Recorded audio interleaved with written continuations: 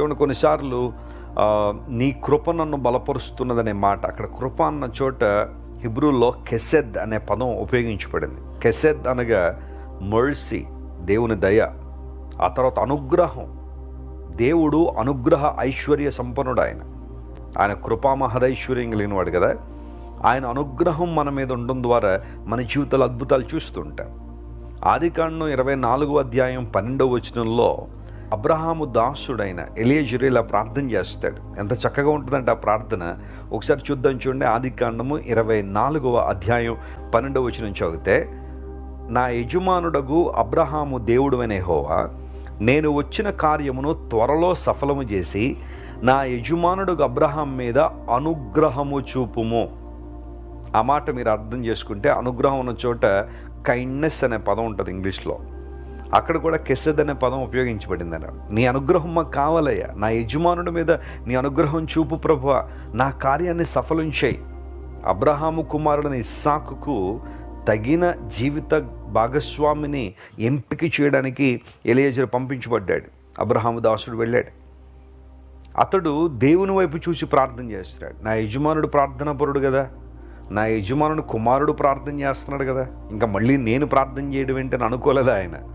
Abraham ఇంటిలో ఉన్న గొప్ప అనుభవాలు మీరు గమనించండి. ఇంటిలో ఉన్న దాసుడు కూడా ప్రార్థన చేస్తున్నాడు. అయ్యా, నేను ఎక్కడైనా నీ చిత్తం నుండి తొలగిపోతానేమో, నా యజమానుడు నా మీద పెట్టిన బాధ్యతను సరిగా నెరవేర్చలేకుండా తొలగిపోతానన్ను ప్రభువా, నీవే నడిపించు నాయనని ప్రార్థన చేసుకున్నాడు. సఫలం చేయి ప్రభువా, నేను ఏ పని మీద వచ్చిన ఆ పని సఫలం చేయి, అందుకుగాను నీ అనుగ్రహం మాకు కావాలి, నా యజమానుని మీద నీ అనుగ్రహం చూపని. ఎంత చక్కని ప్రార్థన అది. కైండ్నెస్ అనే మాట, కెసెద్ అనే పదం కూడా అక్కడ కూడా ఉపయోగించబడింది. ఈరోజు నువ్వు ఏ పని మీద బయటికి వెళ్తున్నావు, ఏ ఉద్దేశాలు నెరవేర్చబడాలని కోరుకుంటున్నావు, ఏ సంగతులు జరగాలని చాలా పట్టుదలగా దేవుని సల ప్రార్థన చేస్తున్నావు. వివాహం కోసమా, బిడ్డల కోసమా, ఉద్యోగంలో సఫలత కోసమా, ఒకవేళ ఇంటర్వ్యూ అటెండ్ అవుతున్నావా, ఏదైనా ఒక అమెరికాలోనో లేదా ఇంగ్లాండ్లోనో కెనడాలోనో ఒక స్టూడెంట్ వీసా కోసం ఈరోజు నువ్వు వెళ్తున్నావా, దేవుడు నీ కార్యాన్ని సఫలం చేయనుగాక. ఆమేన్. దేవుడు నిన్ను బలపరచునుగాక. లేదా ఒక స్టార్టప్ విషయంలో నువ్వు ఆలోచన చేస్తూ ఉంటే, may the lord guide you in a right way. దేవుడు నిన్ను సరైన మార్గంలో నడిపించునుగాక. నీ ఆలోచన దేవుడు సఫలపరిచి తనకు మహిమను తీసుకురావాలని దేవుడు ఆశిస్తున్నాడు.